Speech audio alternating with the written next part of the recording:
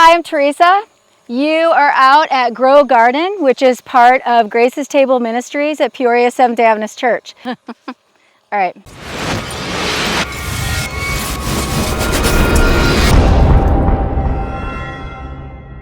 We are basically a community garden. What we are about is we grow produce and fruit for our community, the pantries down there. We're basically kind of adding to what the food banks try to do. They have a lot of things that are given away at the pantries, but a lot of it doesn't seem to be fresh. So in order to get a good amount of fresh produce in the pantries, they really rely on outside sources like us. So we just wanted to show you around today. We've got about 1.5 acres right now out here. In the fenced-in area, maybe just over 1 acre. Outside the fenced area, we have some fruit trees that are in their baby stages, but we hope in a few years they're going to be producing. We've got peach, cherry, and apple. We're going to add to that too eventually across the drive. We love poop out here, not people poop. We love horse poop. We got a lot of that. That's great. For those of you who are gardeners, you know that horse manure is an awesome composter. So we've got some great neighbors that have willingly given us their horse manure. So we are very happy. Thank you, neighbors. Shout out to those.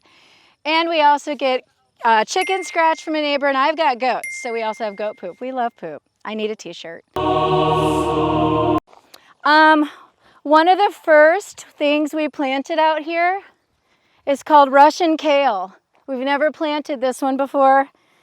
Red Russian kale was one of the plants, I looked it up, that in Russia they needed to fill the gap between what they stored over the winter and what they could grow in their spring, and their winter's so long that they found that this actually could even come up through their frost and even the late snows that they would get. So this stuff is pretty amazing.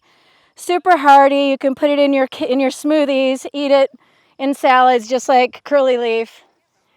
We've got a lot of people that are cooking it like collards, which works really well too. Just cook it the same way. And we have potatoes. I'm so excited about the potatoes. You have no idea. That was a trial this year. So these areas where you can see that the plants look like they're dying, well, they're supposed to do that. And again, I'm learning all of this as I go. And underneath these poor little dead plants are beautiful red potatoes. And we just made some for potluck yesterday. So if any of you had that roasted root vegetable, that all came from the garden. The carrots, the potatoes, and the beets. The beets are almost done. We've already replanted beets because those can be in successive planting. You can keep planting those. We've had random tomatoes pop up because we didn't get all the tomatoes out of the garden last year, so here they are. This is borage, so we're just letting it grow and be part of the landscape, and you can actually eat the blossoms if you want to. My friend Mary tells me all these crazy things to eat, and I actually trust her and I eat them, so we're thankful that she's an honest person. Here's the red tops of the beets. They're still doing great. And you can see, obviously, there's weeds all over, and that's why we've needed this work bee, is to really try to help the weeds get down. So again, we're smothering them with boxes and newspaper, and then we put mulch on the weeds in here. The weeds in between the plants we're just pulling, and then we'll probably put more compost in there. So it's an ongoing process. I hope when I'm 60, I'll be just pulling a couple little weeds out here and there, and it'll be a lot less work. I won't tell you how long that is, though, from now. Again, we've got more vertical gardening. So we've got other kinds of squash that are growing up there. I think we've got some winter squashes and cucumbers, and they're already producing. And here, oh my, here, look. We just harvested Friday. It is Sunday that grew. They literally, you can harvest these every day. We've got new ones coming up. There's another one. So summer squash, zucchini, and we plant marigolds. I don't know if you notice the marigolds, but they're a pest deterrent. A lot of people know that. We'll probably put more of those out here next year, but they're doing great. So that's what this is. It looks crazy. Again, more pepper plants. We threw in a few beets just because. We've got basil growing among the tomatoes. I don't know what that is. don't remember. Oh, that's either eggplant again. I think we tried to do eggplant again and it's still looking a little questionable. Anyway, maybe it was a weird batch of seed, I don't know. So over here is horse manure. We're trying to prep this area and get it all laid out. We're gonna smother weeds again and then put compost and mulch on top of it. Maybe this will be a big potato patch, I don't know. I'm just really excited about the potatoes, I have to say.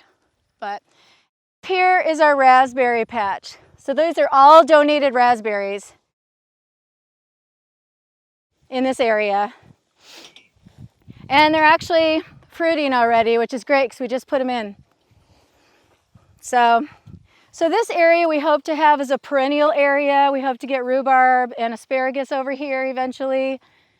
And you can see there's a lot of room to grow. Anyway, that's our garden. Thank you for being here. And how to give if they want to give? Oh yeah, so if you want to donate to the project, we have expenses. We really try to keep them under control. We've had a lot of seed that was donated this year. All of the cow panels, that's what we're using for the arches. Those were all donated. Again, we had some of our mulch donated, but if you'd like to give to the ministry to help us keep growing, we eventually would love to have a polytunnel or a hoop house to allow us to grow the season longer so we can keep greens in the pantries longer. We're a shorter season here, but if you know, that's something we're trying to get a little longer.